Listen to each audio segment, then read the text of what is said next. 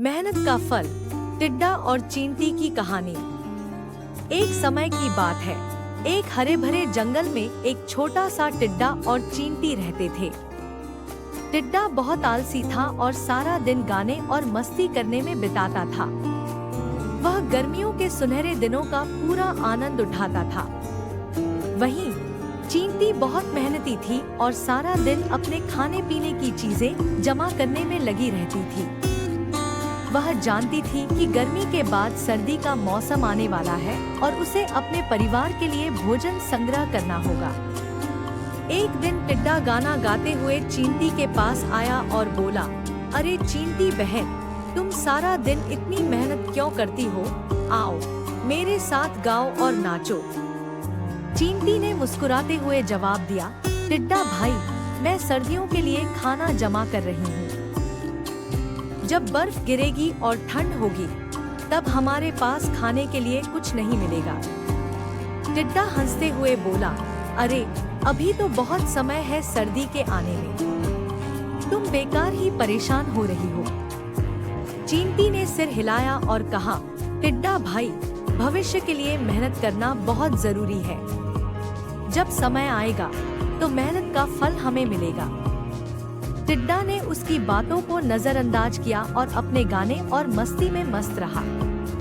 चींटी अपने काम में जुटी रही और रोजाना मेहनत करती रही। कुछ महीनों बाद सर्दी का मौसम आ गया।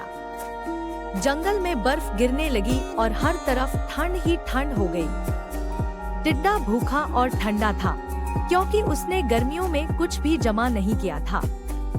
वह हर तरफ भोजन की तलाश में भटकता रहा, लेकिन उसे कुछ नहीं मिला। ठंड और भूख से बेहाल टिड्डा चींटी के घर के पास आया और दरवाजा खटखटाया।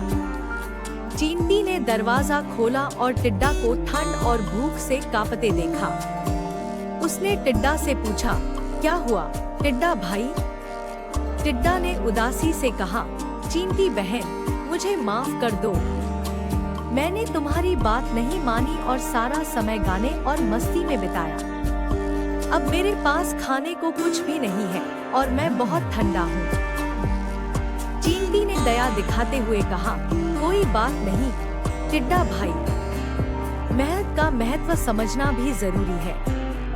आओ अंदर आओ, मैंने जो खाना जमा किया है उसमें से तुम्हें भी दूंगी। टिड्डा अंदर आया और चींटी ने उसे खाना दिया।